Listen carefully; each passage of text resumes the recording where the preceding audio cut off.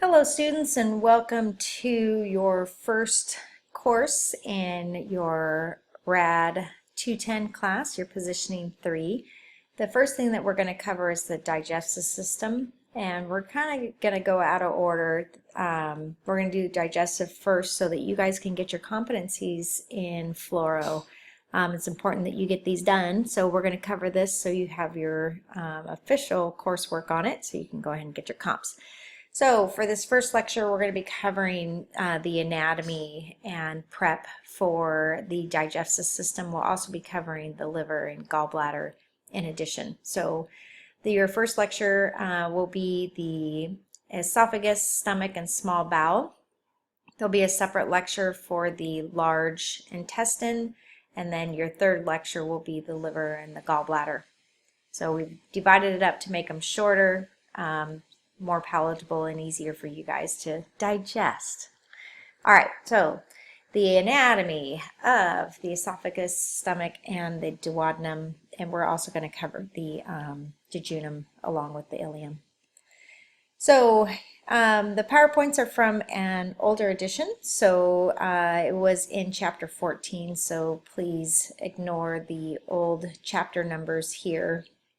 But we're going to be looking at the oral cavity, the pharynx, the stomach, the esophagus, duodenum, and small intestines, along with your large intestines with the anus. We'll do some special studies for the salivary glands, pancreas, liver, and your gallbladder. And looking here at the slide, as you can see, our function is for the intake and digestion, absorption, and for elimination of unused product. All right, so the anatomy of the alimentary tract. So the muscle-membranous tube that extends from the mouth to the anus. The components are the mouth, the pharynx, the esophagus, stomach, small bowel, large bowel, and it terminates at the anus. So all of this should be reviewed for you guys. We're providing the review to make sure that you haven't forgotten it. So looking here, coming across, we have the hard palate. Goes to the soft palate, to the uvula. Then we have the pharynx. We have your tongue here, lower teeth, upper teeth, and your oral cavity here. So the esophagus is a long muscular tube. It functions to convey food and saliva from the laryngeal pharynx to the stomach. It lies on your MSP. We're going to start using these abbreviations. So mid-sagittal plane is MSP.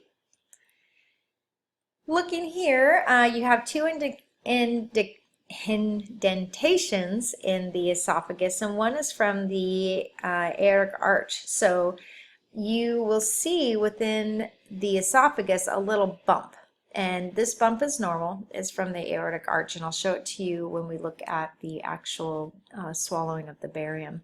You will also have one from the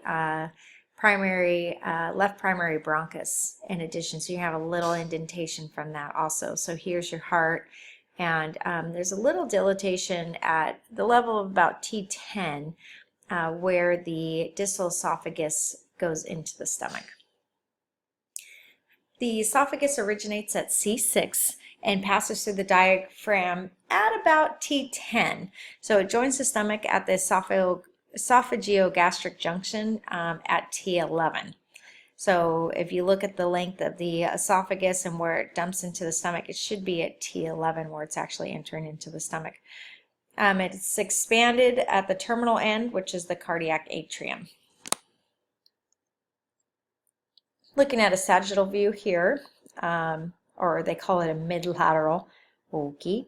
So you have your pharynx here, you have your cricoid cartilage of your larynx with your trachea. So when you see these rings, those are your cricoid rings or trachea rings, and you know that that is not your esophagus, it lies distal to it, so behind it. So here's your esophagus, and it's up against your spine. You can see your aorta here, and you can see the length of the esophagus coming through at T11 here. Here's your diaphragm, your heart, here's your ribs and sternum. Okay, so here is, we're going to look over on this side, here's your inferior vena cava. This is your esophagus up top and coming down through the diaphragm and going into your stomach. Here's your aorta, so you can see your whole diaphragm right there.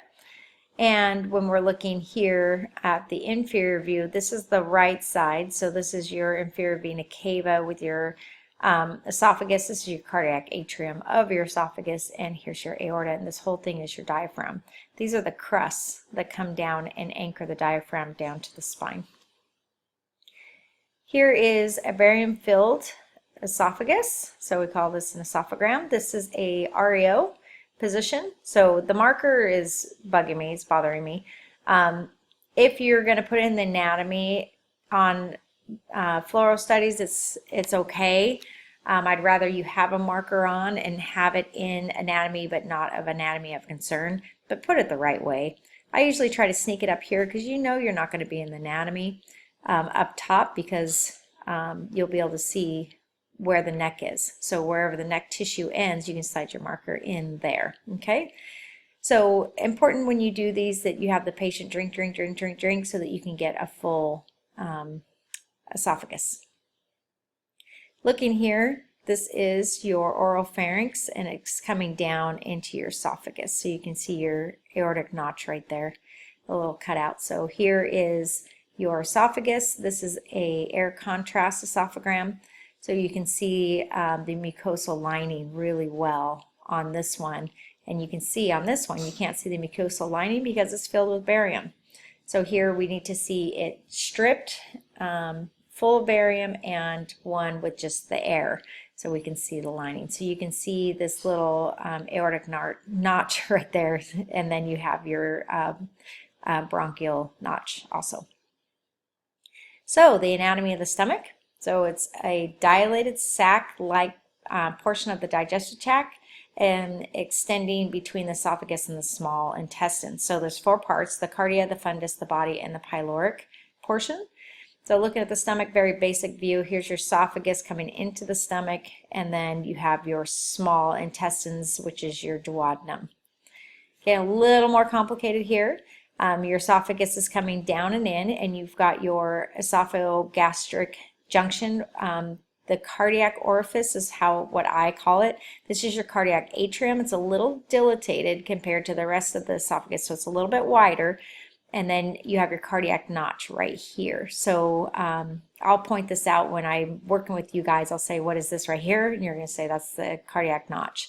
And the cardiac atrium is the whole area. So the top on an upright, it's air filled. So you have a gastric bubble that's right under the diaphragm. So that's your fundus. Here's your body. You have your greater curvature and your lesser curvature. Here's your pyloric portion with your pyloric atrium. And then you have your pyloric canal with your pyloric orifice here. So you have your cardiac orifice and your pyloric orifice. And looking here, this is a shot of the stomach. So you have air in the fundus here. You have your esophagus. You can see a little trace barium there. So here's your fundus. Here's your greater curvature. This is your lesser curvature on the inside. Coming around, this is your descending duodenum, and you have your pyloric sphincter right there with your pyloric atrium, and this is your pyloric bulb. So it goes pyloric atrium, pyloric sphincter to your duodenal bulb. Okay, this is a mid-sag cut of the stomach. So coming down into the stomach, we're looking at the gastric canal here, and then we have the rugae, which is your mucosal folds right there. So all these folds. So when you're looking at the pathology class, when we talk about the stomach and the pathologies of the stomach, it's important that you understand what normal looks like and what abnormal looks like. So looking at the stomach here, the cardia is the section surrounding the esophageal opening. The fundus is the superior portion that fills the left hemidiaphragm, and the body is located between the fundus and the pyloric portion. So the inferior surface contains numerous longitudinal folds called the rugae. So they're long folds. They shouldn't be too deep. If there's gastritis, they're going to be really deep, pronounced folds. So looking here at an AP and lateral view of the stomach, we have the fundus up top, the body through here.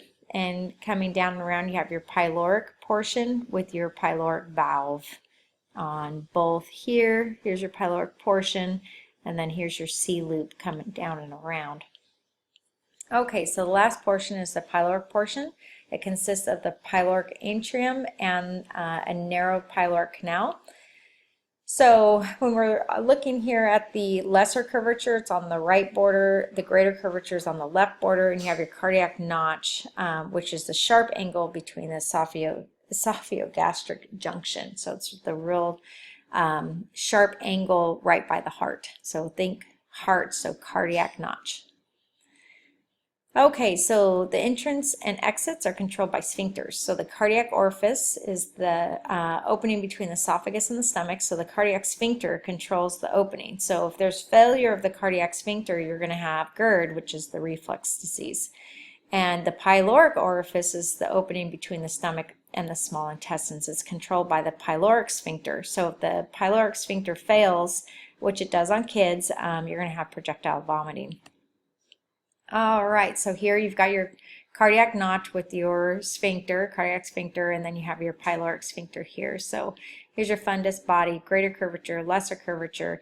You have your annular notch with your pyloric atrium, pyloric canal, and then your duodenum coming down and around. So the stomach position changes a lot by body habitus. So higher and more horizontal is hyperstenic, and low and more midline is asthenic. So with the people that are real wide, the stomach is going to be straight across. It's amazing. Where the people that are real tall and skinny, it can go all the way down from start at the diaphragm and go all the way down into the pelvis, straight down. Huge stomachs. All right. So the stomach is considered a storage area for food during part of digestion. It secretes acids, enzymes, and other chemicals to chemically break down the food, and mechanically breaks down the food by churning and peristalsis. So chyme is chemically and mechanically altered food that leaves the stomach. Technical considerations. So when we're going to look at gastrointestinal transit, examination procedures, contrast media, prep of the room and the patient, exposure time, and radiation protection. So peristalsis is contraction waves by which the digestive tube propels contents towards the rectum. So it's rhythmic waves that push the food through. So in the esophagus, when the waves are all out of order and it's trying to push the food through in a disorganized fashion, it's called tertiary contractions. So the patient will take a drink and the bottom will squeeze, then the top squeezes, then the middle squeezes, and then the top squeezes, and then the bottom squeezes. So it's all just coordinated, and we call that tertiary contractions. You'll hear the doctors say that often. There's 3 to 4 waves per minute that occur in a filled stomach. So the average emptying time for the stomach is 2 to 3 hours. So the average transit time once it leaves the stomach to the ileocecal valve is 2 to 3 hours. So with contrast, radiographic demonstration of the alimentary tract requires contrast. So we can't see it without the contrast. So barium sulfate is the most common that we use. We do use water-soluble iodinated material, depending on what the indication is. So iodinated solutions move through the GI tract faster, which is really nice, and clears the stomach in 1 to 2 hours, so in about half the time. So iodinated solutions do not adhere to the esophagus mucosa as well as barium does. So it doesn't adhere to the esophagus, I think, and the stomach mucosa as well as the barium does. The iodinated solutions provide satisfactory examinations of the stomach, duodenum, and large intestines, though. So if we need to see grossly what's going on, we can use the iodinated. Okay, so water-soluble media is easily removed by aspiration before or during surgery, and it's also readily absorbed by the body and excreted by the kidneys in case of perforation. So if there's a question of perforation, or if the patient's going to go straight to surgery after the exam, you're going to want to use a water-soluble contrast so that the body can reabsorb it if it leaks out. So this is barium sulfate, and it's a powder form, and you'll see them harvesting the barium out by on your way to Vegas. You can see it. There's different types of barium and different brands of barium. This is talking about different brands, but just looking at it, this just looks like thin that hasn't been shaken up. This one looks like it's been shaken, so thin. Make sure you shake it, and you got to shake it right before the exam. You can shake it before, like a half an hour before, but right before you do it, you need to shake it again. So if there's a delay for some reason with the patient, you need to pour it back in, shake it up, or stir it really good with the straw. You can see here some separating right there, and then this just looks like thick barium that hasn't been shaken yet. So you can see it's totally separated from the water. Okay, so some of you guys have these barium cups, some of you guys don't. So thin barium sulfate and water, it's 1 part barium to 1 part water. So it's a 50-50, so easy. Thick barium is 3 to 4 parts barium to 1 part water. There are instances where you'll run out of barium and you're going to have to make your own barium. So if you can get the powder form, or you can get the tubes of barium that we use for the swallow studies, then you can use that and make your own barium. I've had to do it many times. All right, this is GastroView. This is the water soluble. It tastes really bad, very bitter. We don't typically dilute it that much. In CT we dilute it a lot, but in general radiography we need strong concentration. Okay, so this is the air contrast, upper GI, and you can see this person is hypersthenic. The stomach is going pretty much horizontal, which is very interesting. So that gives you a demonstration. You see the fundus here. All right, to get the room ready, room should be completely prepared before the patient enters. You need to adjust all your equipment and get the table in the right position. You need to get the foot and shoulder supports on if you need it. You need to make sure it's on the right technical factors for the doctor, and get your contrast out. I wouldn't actually prepare the contrast unless it's for a BE. I would leave it in its bottles and then shake it and pour it right as the radiologist is coming in the room so that it doesn't separate. All right, so before you begin the examination, you need to describe what the patient's going to be experiencing. So if they're having an upper GI, what the barium is going to taste like. If you're going to do a BE, how you're going to insert the tip and how the procedure is going to go. They need to be fully informed so they're aware of what's going to be happening. Make sure you introduce the radiologist to the patient. Very important. The exposure time, having motion is the downside of doing this, especially on esophagram, because you've got the heart that's beating nonstop.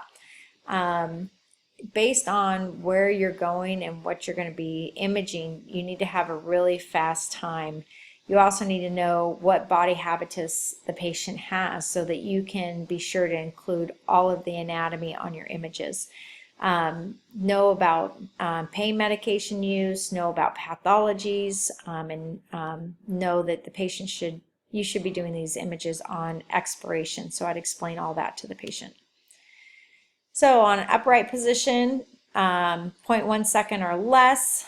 If you're in if you have them supine, you can go a little bit longer, but I pretty much leave it at 0.1. So barium passes slowly if swallowed at the end of full inspiration. Barium is delayed in the lower portion if swallowed at the end of full inspiration. So if swallowing, it delays the whole transit time. So you've got to keep that in mind. The doctor will just say, stop breathing. That's why when he's doing his images, he doesn't say, take in a deep breath and hold it, or blow your breath all the way out and hold it. He just has them hold it so that he can get the real-time pictures. So normal parasitic activity exposure should be no longer than 0.2 seconds, okay? So hypermotility requires 0.1 second or less. So exposure is made at the end of expiration in routine procedures. So when you're doing your overheads, when they say go ahead and do your overheads, you're going to have it at, I usually keep it at 0.1, 0.2 and do it at expiration. Blow your breath all the way out and I shoot. So make sure you shield the pediatric patients as best you can. and any patient of reproductive age. There's in volume 1 on page 33 and 34, which is true pages. It talks about bone marrow doses and all of that. So do what you can to shield, and remember if the fluoro tube is under the table, that you accommodate your shield appropriately. All right, so really important that you use close collimation and you use the highest kVp that you can. When you're doing the studies and the patient's laying down, you are going to be the one handing the patient the cup to drink. Make sure that the radiologist isn't fluoroing while you're giving them the drink, because as you can see here, if you're standing here and the patient's here, you are getting a lot of radiation. So do what you can when you're in the room. Stand behind the radiologist until they need you. So you have to adjust the pillow, sneak in, do it, get right back behind the radiologist, okay? Because they're behind the curtain and they have lead on, so you're pretty well protected standing behind them. Don't stand here and don't stand here. When you're doing a baby, you're going to be standing here or you're going to be standing here. That's just how it goes. So it's a lot lower of a dose than doing a 350-pound patient. All right, so the small intestines. Extends from the pyloric sphincter to the ileocecal valve. It's about 22 feet long. There's the duodenum, jejunum, and the ileum. So as you can see here, your duodenum is in your right upper quadrant and your left upper quadrant. Your jejunum is in your left upper quadrant and left lower quadrant. And your ileum is kind of all over. Okay, your ileocecal valve is in your right lower quadrant. Looking here, you can see the division of the different quadrants, and the jejunum, well, we'll start with the duodenum. It's the shortest, about 8 to 10 inches long. Your jejunum is coiled spring, and it gives a feathery appearance. So you'll hear me say it's got a feathery appearance. It looks fluffy. So you can see here how fluffy this looks compared to this. So this is your ileum. So your ileum doesn't have that feathery, fluffy appearance. And your ileum is the longest, and it has no indentations and smaller in diameter than your jejunum. So here your duodenum is 8 to 10 inches long, and it has a C shape, so we call that the C loop. The first portion is called the duodenal bulb. The portion that joins the jejunum is a sharp curve called the duodenojejunal flexure. This flexure is supported by the suspensory muscle of the duodenum. We call that the ligament of Treitz. So we always have to make sure the ligament of Treitz is in the proper position for malrotation. So coming through here, this is your C loop right here. So this is in the shape of a C. That's your C loop. This is the head of your pancreas. It usually sits right in there. So coming down and around is your duodenum, and this is your ligament of Treitz where the juncture is, your flexure. So looking here is your pylorus of the stomach with your duodenal bulb or cap. And this is your first portion, second portion, third portion, and your fourth portion. So your first portion is your most superior portion. Your second portion is your descending. Your third portion here, and then which is horizontal, and then your fourth is your ascending. Then you have your duodenojejunal flexure with your ligament of Treitz. Okay, so then you go into your jejunum. Looking here, this is your esophagus, and you have a Schatzki's ring here. So we're not talking about that in your pathology, but you'll hear Schatzki's. That's a Schatzki's right there, which is an indication of a sliding hiatal hernia. So you have your cardiac sphincter here, and you have your lesser curve. This is your atrium, your duodenal bulb. This is your jejunum. And this is your second portion, looks like. This is your lesser, and this is your body here. And then you have your rugae, is what they're pointing out right there, and your fundus up top. So you lucid jejunum and ileum, so it's all in here. Typically, your duodenum is the portion right in here. Then you have your jejunum kind of over here in this area. And then your ileum is usually in this area here. So looking here, you have your pancreas and your suspensory muscle of the duodenum, which we call the ligament of Treitz. So you come in around your duodenal bulb, you have your superior portion, so first segment or first region. Second region, you have your villi within there, and this is what your villi looks like. And coming down and around is your third portion, which is your horizontal, so it's pretty straight, and then your fourth portion, which is your ascending. And then you have your ligament of Treitz, and then you go after ligament of Treitz, you're in your jejunum. So the functions of the small bowel is digestion and absorption of food. And we're going to talk now about the GI transit, examination procedure, contrast, media prep, exposure time, and radiation protection. So peristalsis is contraction waves by which the digestive tube propels contents towards the rectum. So the average transit time to ileocecal valve from the stomach is 2 to 3 hours. And radiographic demonstration of the alimentary canal requires the use of contrast. Yes, barium sulfate is the most common and water soluble if indicated. So iodinated solutions become diluted in the small bowel, so clear anatomical detail cannot be seen. So it does provide a rapid survey of the entire small intestine. So if we know that there's a blockage, we want to use a water soluble to get it there fast so the patient can have surgery if needed. We can find out where exactly that blockage is. Okay, so the room should be prepared just like with doing an esophagram or an upper GI. You make sure the footboard's on, make sure that your tube is all set up, and if you can shield, you do. So before beginning the exam, you need to explain what's going to happen. You're going to need to lower the lights in the room and introduce the radiologist to the patient. So the challenge of GI is eliminate motion. So same thing. We do have a lot of peristalsis in the stomach and the duodenum. So it slows in the distal part of the GI tract, so we get better pictures as it gets lower. Peristalsis is affected by the body habitus and pathology, pain meds, body position, respiration, all that good stuff.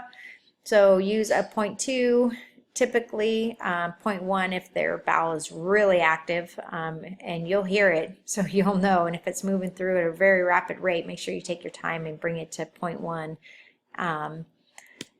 All right. Oh, and exposure should be made at the end of expiration because we want the bowel as spread out as possible.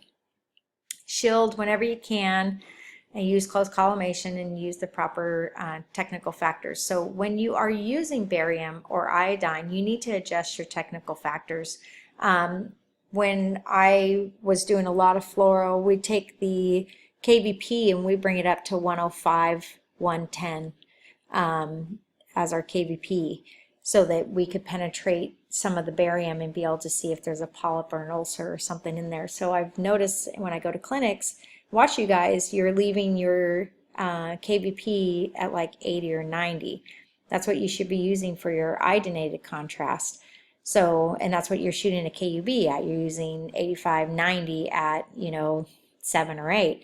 Well, you need to up your KVP for the penetration of the barium.